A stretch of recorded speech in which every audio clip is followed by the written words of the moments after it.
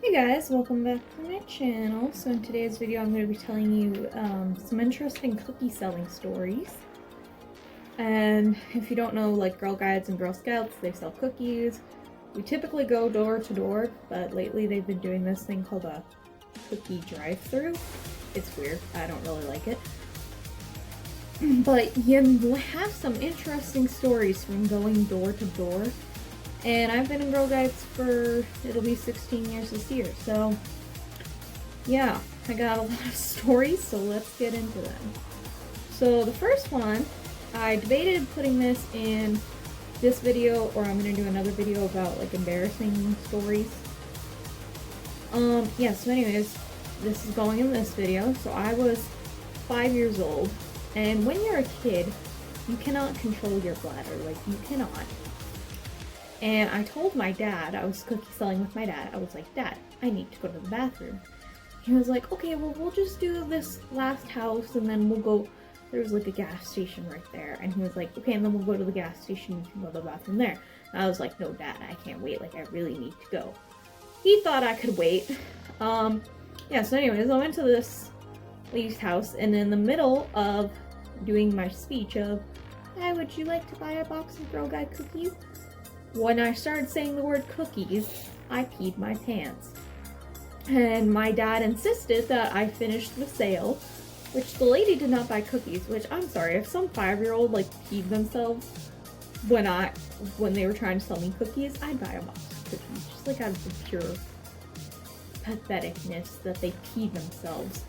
I mean, maybe she was upset that I peed on her porch, but it'll come out. Oh. I can't believe I just admitted that. Yeah, so anyways, I peed myself while I was trying to sell someone cookies. It was pretty embarrassing. Yeah, that's all I have to say. And my dad learned that day that if your daughter says she needs to go to the bathroom, she needs to go. You don't make her sell cookies to another house, you just take her. Alright, so the next story, I'm pretty sure I was like 7 or 8. I was probably 8. So I was just selling cookies, you know, going door to door like you do, and I decided at that age I wanted to be independent, so I didn't sell with, sometimes you sell with a buddy, or sometimes you sell with your parent. I was like, I want to sell it by myself. And I was probably like halfway through the hour of selling cookies when I was 7, because when you're like that old, you only sell for an hour. And I went to this guy's door and I said, hi, would you like to buy a box of Girl Guide cookies? And he was like, I have diabetes, what are you trying to kill me? And he slammed the door in my face, and as an 8-year-old, that was like the worst thing that could have possibly happened. This man thinks I'm trying to kill him, and I just start bawling. Like, I burst into tears. And yeah, that's probably like the worst encounter I have. It was terrible, and I remember like I wasn't with my parent, I was with like one of my fellow brownies parents. And they were just like, what's wrong, sweetie? Like, are you okay? And I wanted to go home so badly, but I couldn't because she had a whole bunch of other kids, and also I had no way to get a hold of my parents. Well, like I did, but I didn't. So I just had to finish the night selling cookies. And yeah. So now we're going to tell a positive story, because that was pretty much the worst story. At that same age, not the same time, but it was a different time, same age though. I was selling cookies, and this lady was very nice, and she was like, yeah, I want to buy a box for you. Like, you guys work so hard selling cookies, and I think you deserve a box. And that was the sweetest thing. Probably, I don't want to say ever, but it was very nice. And I was like, wow. And, like, if that had been the same day that, you know, I did get yelled at for the whole, are you trying to kill me with diabetes, that probably would have made it that much better, but I still very much appreciated it. And I thought it was a very random act of kindness, and I appreciated that. And I highly doubt this woman is watching, because no one watches my videos, but if you are, I appreciate that. Yeah, so I don't really remember a lot of stories from, like, my younger days. Those ones I remember because they were, like, traumatic. Except for the buying cookies one, I just remember that because that was very nice. And the next one, I was selling cookies in a nearby town that didn't have any Girl Guide groups. And I was selling cookies because I was trying to go to camp. That I will talk about in a different story time, actually. So I was selling cookies to try to go to said camp. And this kid walks out with like a bloody nose and he's gushing blood. And I'm like, hey, do you want to talk to, or do you want to buy a box of Girl Guide cookies? And his mom was standing right there and she didn't understand. So this kid's like trying to deal with his bloody nose. But apparently he's the only one that knows how to speak English. So he's just standing there with his bloody nose, just trying to translate to his parents that I'm trying to sell them some cookies. And they're like, oh, no thank you. And I just felt so bad because this poor kid probably just wanted to deal with his nose bleeding. But he had to sit there and like translate with me. And I'm just standing there like, do you want a box or not? Like, is this a bad time? I can leave. So yeah, that was pretty funny. Alright, oh, what's the next one? This one's good one. So, we sold in our trailer park for the unit I'm with now. And this is not like trailer park trash. I'm not shaming anyone that lives in a trailer park at all. But what I'm saying is that whenever we sold to the trailer park, we did not make that much money. Like, no one bought from the trailer park. And that's okay. If you don't want to buy cookies, don't buy cookies. Just don't slam your door in an 8-year-old's face and make her cry. Just say, no thank you. That's all I have to say. So anyways, we were selling, I was like 15 at the time. Like, I should have been selling with my unit, but we were the like, junior leaders, is what they called it. And so we just sold to the trailer park because it was the only route we had left and they were gonna just skip it, and we were like, no, we'll go sell to the trailer park, like, it'll be fine. So we were selling to the trailer park, and considering we like never make much money off the trailer park, we were doing A+, like we were selling lots of cookies, which is weird because normally people want to buy cookies from the younger kids, and that's why the older units have such a hard time selling cookies. But anyways, we sold lots of cookies, which was good. So we ran into a couple of interesting people.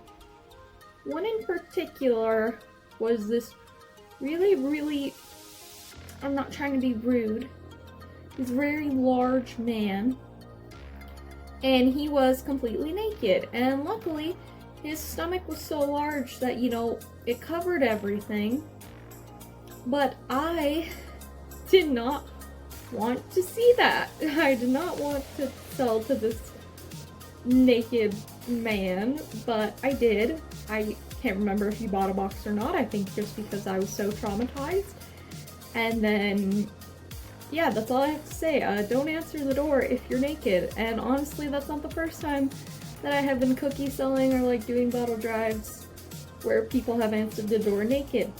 If you think it's a booty call, just double check. You don't scar some like 15-year-old. Yeah, I didn't actually see anything because, as I mentioned, he was that large. However, still, don't answer the door naked. That's all I gotta say. This next story is actually pretty funny. So I was selling cookies, and my parents, they have a lot of rental properties that they own. I don't really know where I was going with that. That's all I have to say. They have rental properties. And so we were selling in the area that one of my dad's, like my parents' rental properties is in. I don't know why I said dad's, because my mom owns them too, but whatever, you get the point. So I was in the area selling near their properties, and the girls were running up ahead, and like, they were all excited about selling cookies, and they were like, this is great. And I was just staying back with the other leader I was with, and we were talking, and all of a sudden, the girls start running at me, and they're like, Sierra, your dad's on the roof! I was like, what do you mean my dad's on a roof? Like, this is nowhere near my house, where my house is. And then we walk up, and I'm like, oh yeah, I'm in the area of the rental house. And he's like, hey, see, I told you guys that I was her dad. And I was like, oh my gosh, did they try to sell to this man on a roof? Like, I appreciate their dedication to getting cookies, but like, this man's on a roof. Clearly he does not have time. Also, he did not need any cookies because he's my dad, so. Well. Sorry, she keeps scratching her bed. Anyways, he did not need any cookies because he had me and then my older sister, who's also in guiding, so he's good on cookies. Like, if he needs Girl Guide cookies, we got him. But still, like, I appreciate their thoroughness, but don't try to sell to a man working on a roof. Like, that's just so annoying. Like, I would be so annoyed if someone tried to sell to me while I was on a roof. I'd be like, yo, I'm busy. And yeah, that's all I have to say, really. It was just a funny story because I was like, why are they all running to me? And why is my dad on a roof in, like, not our neighborhood? Like, I just hadn't put two and two together that he was just working on a rental property. So I was like, what is he doing just on some random roof? Yeah, anyways. So, this next one. I was in charge of figuring out where the heck I was supposed to be selling cookies. And I'm not very good at directions. Like, actually, I'm terrible. I've tried to tell people how to take me home before, and I've gotten them completely lost. I've been taken to the wrong house. I've told them to turn in somewhere, and it wasn't actually somewhere where you could turn. Like, basically, I'm just not good at directions. So I thought I knew which route I was doing, and I, like, confirmed it with our head leader. And I think we both thought that we were talking about different things. So she was like, yep, you're good. That's where you need to go. So I was like, awesome. I know where I'm going. So my group left first. And I was doing my route. And then all of a sudden I hear, Sierra, what are you doing? And it was our head leader. And apparently I was not in my route. I was in her route. And she was very confused because she thought that I knew where I was going. And I also thought I knew where I was going. But I guess, yeah. And then I got to where my route was, and I go there and I see another leader, and she also went to the wrong route as well. Oh. She's crying. I think she wants her daddy. He's at work. Okay, she doesn't want to be picked up. Anyways. So, yeah, apparently no one knows directions, despite the fact that we are Girl Guides. Just don't understand directions. That's all I have to say. So this next one, a lot of people are going to think that this is mean. However, I think it's a good life lesson to teach kids. So as I've mentioned, I am a leader. And I believe I was a junior leader when this story happened. Yeah, I was a junior leader.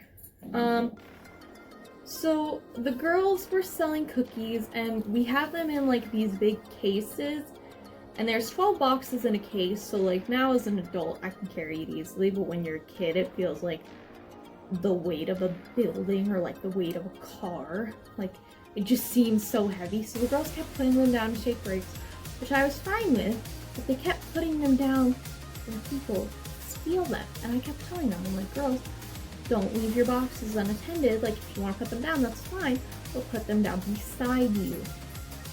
They did not listen, and so I was near my fiance's house at the time. At the time he was my boyfriend, but whatever. So I was near his house, and so I took their case and I hid it in their yard. And when the girls were done, they were like, where's our case? Like, where is it?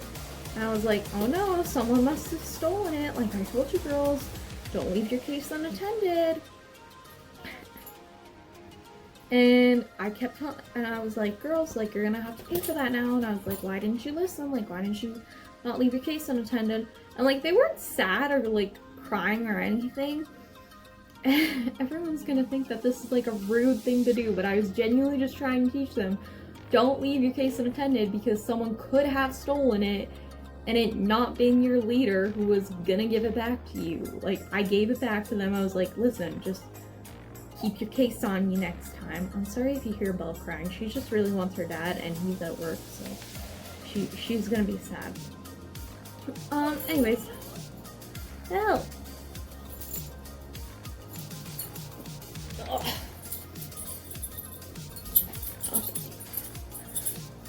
Anyways, so I gave them back the case. I told them don't leave it unattended because next time it could not be me stealing it. I was never gonna actually take it. I just wanted to prove a point to them that they need to listen and they need to not leave their case unattended because next time it could be someone who's not gonna give it back to you. Anyways, that's all the stories I have for today. Maybe if I think of more, I'll tell those ones, but that's all the ones I can think of for right now. Yeah, so anyways, I'll see you guys next time. Bye!